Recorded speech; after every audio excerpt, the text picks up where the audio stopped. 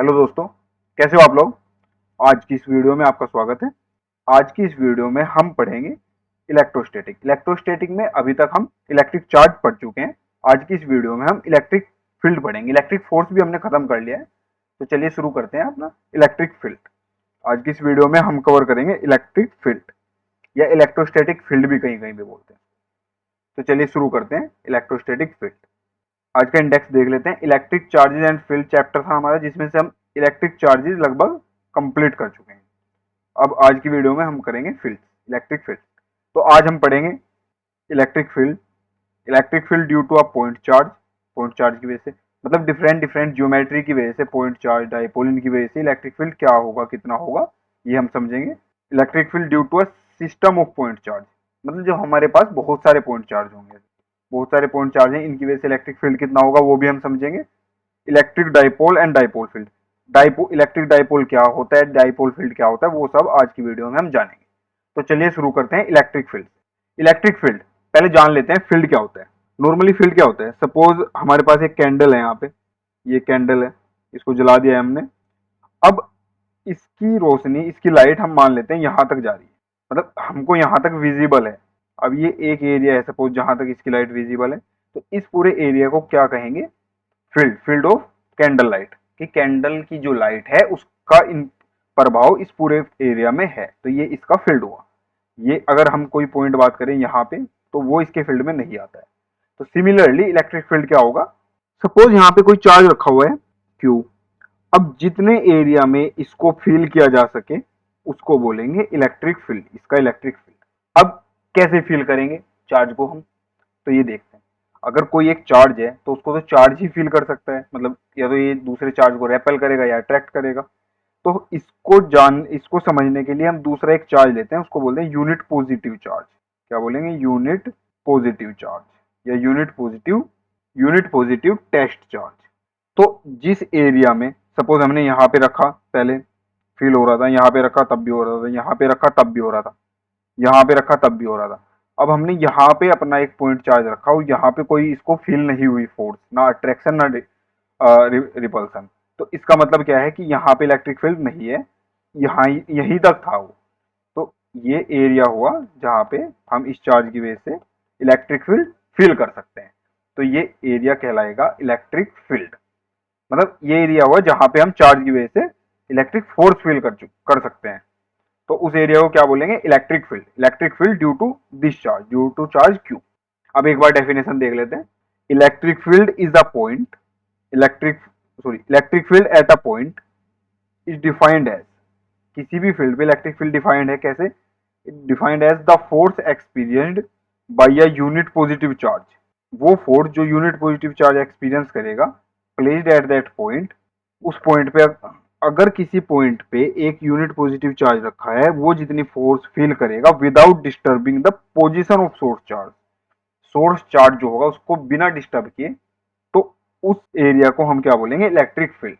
या फिर electric field is defined at a point, एक पॉइंट है सपोज, ये एक पॉइंट है।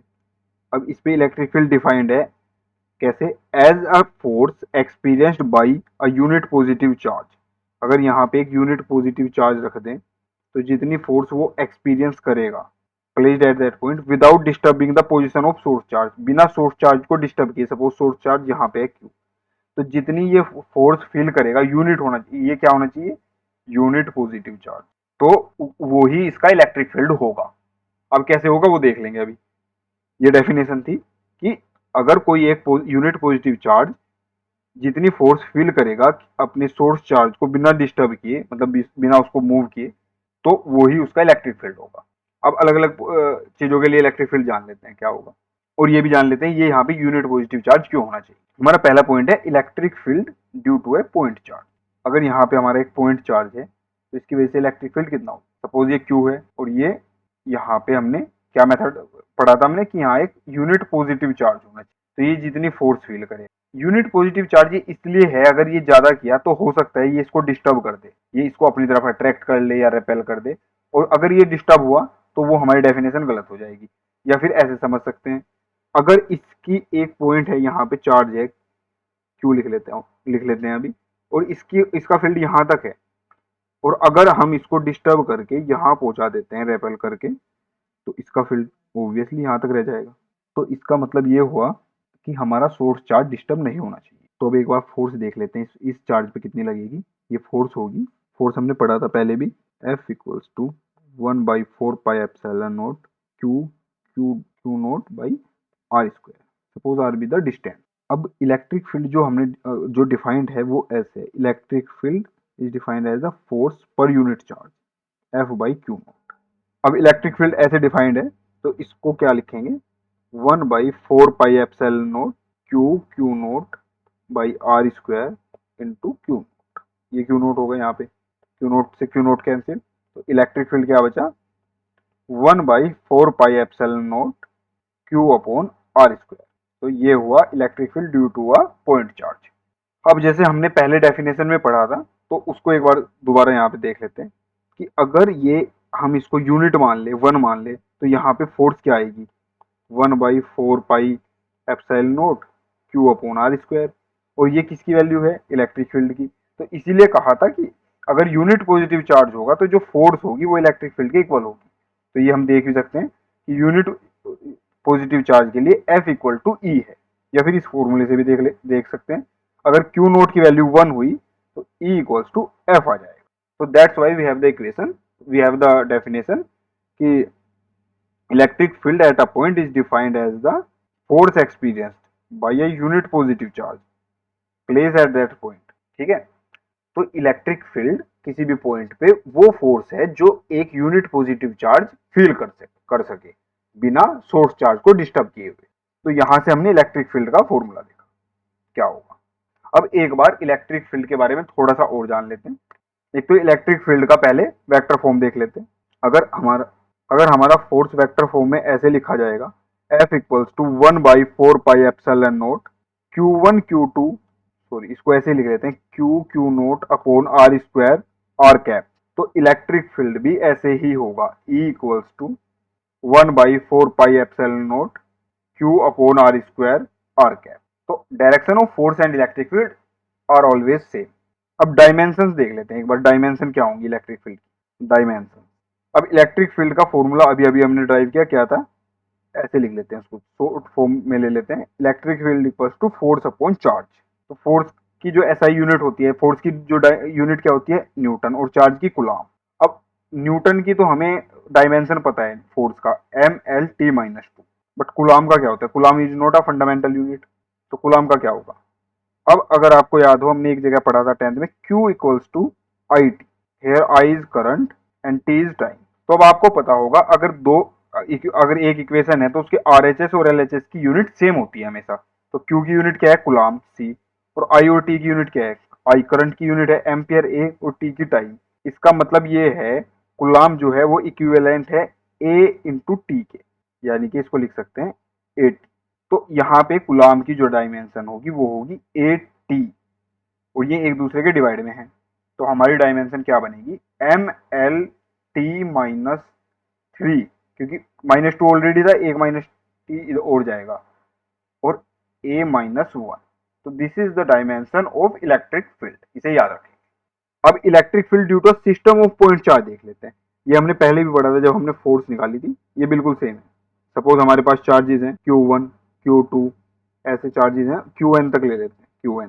अब एक पॉइंट है Q नोट, और यहाँ पे हमको इलेक्ट्रिक फील्ड निकालना है, तो ये यूनिट पॉजिटिव चार्ज रखेंगे हम पहले। सपोज ये डिस्टेंस है R, और ये डिस्टेंस है, R1, सिमिलरली R2, ये Rn, ये R2।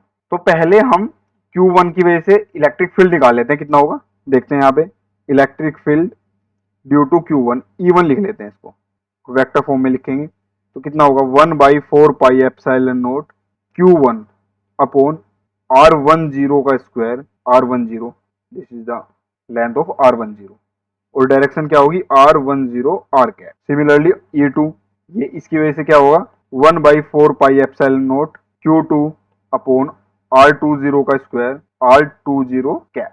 अब सिमिलरली EN भी क्या होगा, 1/4πε0 Qn अपॉन Rn0 का स्क्वायर, Rn0 कैप। अब अगर हमें टोटल इलेक्ट्रिक फील्ड चाहिए, तो इन सभी का वेक्टर सम ले लेंगे हम, वो क्या होगा, E equals to E1 plus E2 plus up to En।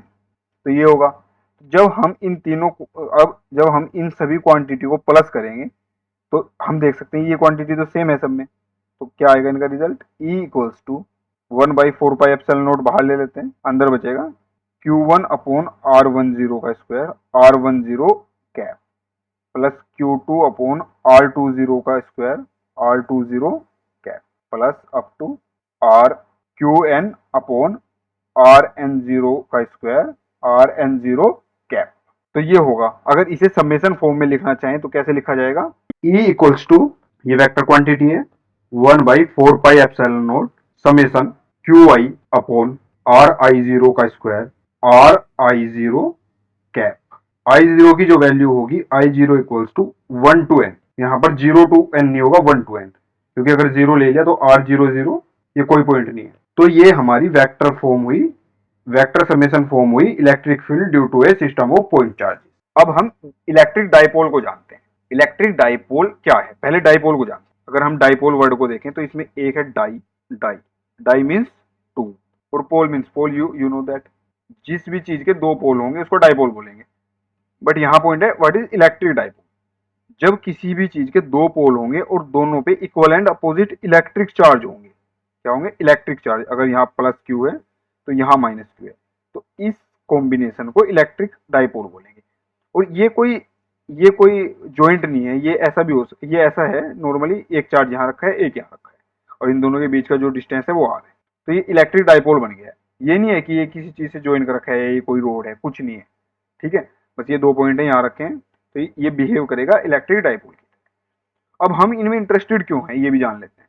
अब जैसे अगर इस चार्ज की वजह से, प्लस क्यू चार्ज की वजह से यहाँ पे हम इलेक्ट्रिक फील्ड निकालें तो इलेक्ट्रिक फील्ड निकलेगा एक ई इधर को। अब अगर यहीं पे एक निगेटिव चार्ज की वजह से इलेक्ट्रिक फील्ड निकालें तो एक और इलेक्ट्रिक फील्ड निकलेगा इधर को, बट ये तो इक्वल एंड अपोजिट है, तो टोटल इलेक्ट्रिक फील्ड क्या आएगा, जीरो।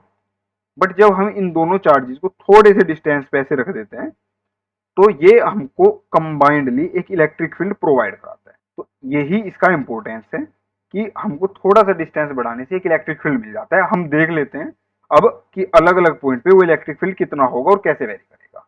उससे पहले इलेक्ट्रिक डाइपोल की एक और प्रॉपर्टी जान लेते हैं। अगर ये एक इलेक्ट्रिक डाइपोल है, इसका चार्ज है minus Q plus Q, suppose इसका जो लेंथ है बीच का या डिस्टेंस गैप है उसका है वो है आर, तो एक और पैरामीटर होता है जिसको बोलते हैं dipole moment. Dipole moment, dipole moment जो है वो हमको इसकी स्ट्रेंथ बताता है एक तरह से। Dipole moment is defined as the strength of a dipole. Normal भाषा में समझ लीजिए कि ये कितना पावरफुल है, इसकी स्ट्रेंथ कितनी है, वो डाइपोल मोमेंट बताता है। अभी फॉर्मूले से और कंफर्म हो जाएगा। डाइपोल मोमेंट जो रिप्रेजेंट होता है वो P से रिप्रेजेंट होता है, तो P equals to charge into distance, तो P equals to Q into R. और डायरेक्शन भी होगी इसकी हमेशा along the line of joining from negative charge to positive, negative to positive.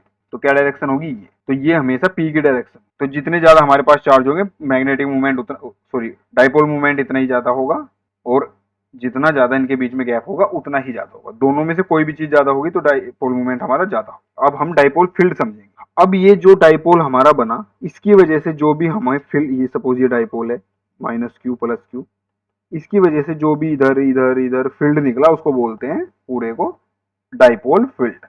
But ये अलग अलग पॉइंट पे अलग अलग होता है। ऐसा क्यों बोल रहे हैं, क्योंकि जो पहले था वो सपोज ये एक पॉइंट चार्ज है और जितना इससे यहाँ पे इलेक्ट्रिक फील्ड है, सपोज चार्ज ये है, जितना यहाँ पे इलेक्ट्रिक फील्ड है आर डिस्टेंस पे उतना ही इधर भी होगा आर डिस्टेंस पे, उतना ही यहाँ पे भी होगा आर डिस्टेंस पे, इतना ही यहाँ पे होगा आर डिस्टेंस पे। तो लेकिन डाइपोल में ऐसा नहीं है, इसलिए इसके अलग अलग पॉइंट पे हम डाइपोल फील्ड निकालेंगे। एक्सेल पॉइंट, पहले पॉइंट जान लेते हैं कौन कौन से होते हैं। अगर ये एक डाइपोल है, ये एक डाइपोल है और ये माइनस क्यू है और ये प्लस क्यू है, तो जो भी इस लाइन पे पॉइंट होगा या इधर, उनको बोलेंगे एक्सेल पॉइंट। और क्या बोलेंगे, इन दोनों पॉइंट को क्या बोलेंगे, एक्सेल पॉइंट। और जो भी इस परपेंडिकुलर लाइन पे पॉइंट होगा उसको क्या बोलेंगे, इक्वेटोरियल पॉइंट, इक्वेटोरियल, ठीक है बच्चों, इनको याद रखना है। अगर कहीं पे आए इक्वेटोरियल पॉइंट तो समझ जाएंगे इस लाइन पे कहीं वो पॉइंट है, इसकी बात कर रहे हैं, ये मिड पॉइंट पे से लाइन गुजर रही है। और अगर एक्सेल पॉइंट बोला तो इस लाइन पे, मतलब ये एक प्लस का साइन है, इस लाइन पे होगा तो एक्सेल पॉइंट, इस लाइन पे होगा तो इक्वेटोरियल। शर्त क्या है कि डाइपोल ऐसे रखा होना चाहिए। अगर यही लाइन है और डाइपोल ऐसे रखा है तो अब बताओ क्या होगा, ये एक्सेल बन जाएगा और ये इक्वेटोरियल। तो चलिए अब अलग अलग पॉइंट पे, यानी कि एक बार एक्सेल पॉइंट पे और एक बार इक्वेटोरियल पॉइंट पे इनका फील्ड निकालते हैं। एक्सेल पॉइंट पहले डायग्राम बना लेते हैं। ये एक डाइपोल है, यहाँ माइनस क्यू चार्ज है, यहाँ प्लस क्यू चार्ज है। सपोज ये पॉइंट है ए और ये पॉइंट है बी। अब हम एक्सेल पॉइंट पे suppose at P point electric field निकालना चाहते हैं और इसका जो डिस्टेंस है वो है सेंटर पॉइंट से आर। अब जो हमारा डाइपोल है वो सपोज 2a लेंथ का है। क्या लेंथ है? 2a। अगर 2a लेंथ है, 2a हमने अपनी कन्वीनियंस के लिए लिया है, अगर 2a लेंथ है तो ये हो जाएगी a और ये भी क्या हो जाएगी a। इससे क्या फायदा होगा कि जो हमारा bp डिस्टेंस है ये इतना, पॉजिटिव चार्ज कितने डिस्टेंस पे है p पॉइंट से bp पे, ये इतना, ये क्या हो जाएगा r माइनस a, क्योंकि यहाँ तक r था, यहाँ तक r था ये पूरा और ये a है, तो ये इतना क्या बचेगा r माइनस a। ये r है पूरा यहाँ तक और ये क्या है a, तो r प्लस a कर देंगे तो यहाँ तक आ जाएगा।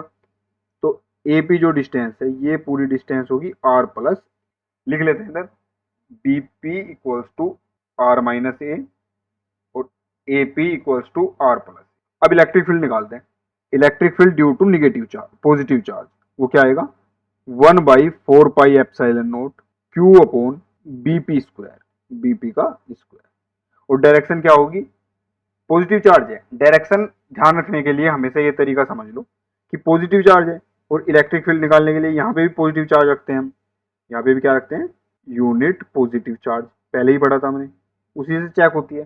तो पॉजिटिव पॉजिटिव क्या करेंगे, रेपेल करेंगे। ये डायरेक्शन याद रखने का तरीका है बस, रेपेल करेंगे तो इधर भागेगा ये, तो ये डायरेक्शन पॉजिटिव। जब निगेटिव की निकालेंगे तो निगेटिव क्या करेगा, अट्रैक्ट करेगा, इधर को अट्रैक्ट करेगा, तो ये निगेटिव डायरेक्शन। और साथ में पी की डायरेक्शन भी याद कर लेते हैं, मैग्नेटिक मूवमेंट, उसकी डायरेक्शन क्या बताई थी, निगेटिव टू पॉजिटिव। तो ये डायरेक्शन किसकी है, पी की, ये पी की डायरेक्शन, ये याद रखेंगे। अब ये तो यहाँ पे डायरेक्शन क्या लिखें, यहाँ पे लिखेंगे ये पी की डायरेक्शन में है पॉजिटिव की वजह से, तो यहाँ लिखेंगे पी। अब निकाल लेते हैं ई निगेटिव, निगेटिव की वजह से ये आया निगेटिव, और क्या हुआ 1/4 epsilon naught Q upon AP square, AP square. और डायरेक्शन क्या होगी, जब डायरेक्शन अलग से लिख रहे हो तो निगेटिव साइन नहीं लगाते हैं चार्ज के साथ, ना यहाँ पॉजिटिव ना नेगेटिव। तो डायरेक्शन क्या थी इसकी, इधर ये वाली, और P की डायरेक्शन है वो, तो यहाँ क्या लिखेंगे माइनस पी कैप। ठीक है, अब ये दोनों इलेक्ट्रिक फील्ड हमारे पास आ गए। अब इनको प्लस कर देते हैं। टोटल इलेक्ट्रिक फील्ड क्या होगा, E equals to E plus E minus, ये टोटल इलेक्ट्रिक फील्ड होगा। वैल्यू रख देते हैं, ई प्लस की क्या वैल्यू थी 1/4 epsilon naught Q upon BP square, BP क्या है r माइनस ए का स्क्वायर, और direction P cap, plus E minus क्या था 1/4 epsilon naught Q upon AP का स्क्वायर, AP है r प्लस ए का स्क्वायर, डायरेक्शन क्या है माइनस P कैप। अब अगर हम देखें इनमें से ये कॉमन लिया जा सकता है, दोनों में से ये P भी कॉमन लिया जा सकता है निगेटिव को छोड़ के, और Q भी कॉमन। तो क्या इक्वेशन मिलेगी हमें, E equals to Q upon 4 epsilon naught, अंदर ब्रैकेट में बचेगा 1/r माइनस ए का स्क्वायर, माइनस ये माइनस ले लिया ना अंदर ही, r प्लस ए का स्क्वायर, और बाहर क्या बचेगा P कैप। तो अब इसको सोल्व करते हैं। क्या आया था हमारे पास, E equals to Q upon 4 epsilon naught bracket में 1 अपॉन r माइनस ए का square minus 1 upon r plus A का स्क्वायर, और यहाँ P कैप। सोल्व कर लेते हैं। E equals to Q upon 4 epsilon naught, LCM ले लेंगे r माइनस ए का स्क्वायर r प्लस ए का स्क्वायर, और यहाँ क्या आएगा r प्लस ए का square minus r minus A का स्क्वायर। ठीक है बच्चों, अब क्या लिखेंगे, E cap equals to Q upon 4 epsilon naught, इसको खोल लेते हैं, ये क्या बनेगा r square plus A square plus 2ar, इसको खोल लेते हैं, क्या बनेगा minus r square plus A square minus 2ar, ये हुआ। और अंदर इसको ऐसे लिख लेते हैं r माइनस ए r प्लस ए और पूरे का स्क्वायर, ये दोनों का स्क्वायर बाहर ले। अब देखो अगली लाइन में करना क्या है कि E equals to Q upon 4 pi epsilon naught. ये सिंपल कैलकुलेशन होगी इस तरीके से। बहुत सारे तरीके हैं इन दोनों को कैलकुलेट करने का, इसमें गलती के चांस कम रहेंगे। इनको ब्रैकेट से बाहर ले लेते हैं, तो ये क्या आएगा R square plus A square plus 2 AR। यहाँ क्या आएगा minus R square minus A square plus 2 AR। अंदर क्या होगा A minus B A plus B बनाए तो आइडेंटिटी क्या होगी A square minus B square, यानी कि R square minus A square का होल पी कैप। अब देख लेते हैं क्या क्या कट रहा है। आर स्क्वायर से आर स्क्वायर कट गया, ए स्क्वायर से ए स्क्वायर कट गया, तो 2 AR क्या बचा 4 AR। लिख लेते हैं एक बार, लिख लेते हैं एक बार क्या बचा है E equals to Q upon 4 pi epsilon naught 4 AR upon R square minus A square का होल स्क्वायर और डायरेक्शन पी कैप। अब याद करिए मैग्नेटिक मोमेंट हमने क्या लिखा था, P equals to charge into length. तो चार्ज क्या है यहाँ Q और लेंथ क्या है यहाँ 2a। तो जो P है वो इक्वल्स टू 2QA है, ठीक है, इसको याद रखें। अब इसको हम लिख सकते हैं कैसे, E equals to 1/4 pi epsilon naught 2a 4AR को लिख सकते हैं 2 इंटू 2a और साथ में ये QB और R को अलग लिख देते हैं P कैप। तो अब ये जो क्वांटिटी बची ये क्या होगी P हो गई। तो हमारा इलेक्ट्रिक फील्ड फाइनली क्या मिला हमें E equals to 1/4 pi epsilon naught 2PR upon R square minus A square का स्क्वायर और पी कैप। ये क्या है डायरेक्शन, मतलब अगर ये डाइपोल था हमारा तो इस पॉइंट पे डायरेक्शन ये रही।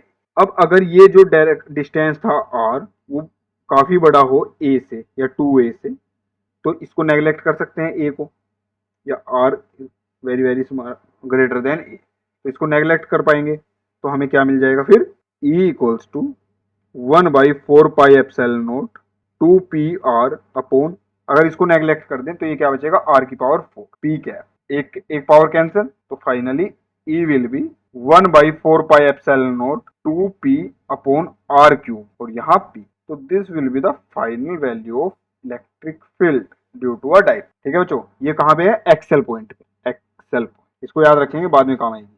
यहाँ से एक बात और क्या कह सकते हैं E proportional to 1/R cube. जैसे पॉइंट चार्ज के लिए E प्रोपोर्शनल था किसके 1/R स्क्वायर के। अब एक्सेल पॉइंट पे देख लेते हैं। एक्सेल पॉइंट की पहले डायग्राम बना लेते हैं एक बार, माइनस क्यू प्लस क्यू यहाँ हमको चाहिए, तो इसको मैच कर लेते हैं एक बार मिड पॉइंट से।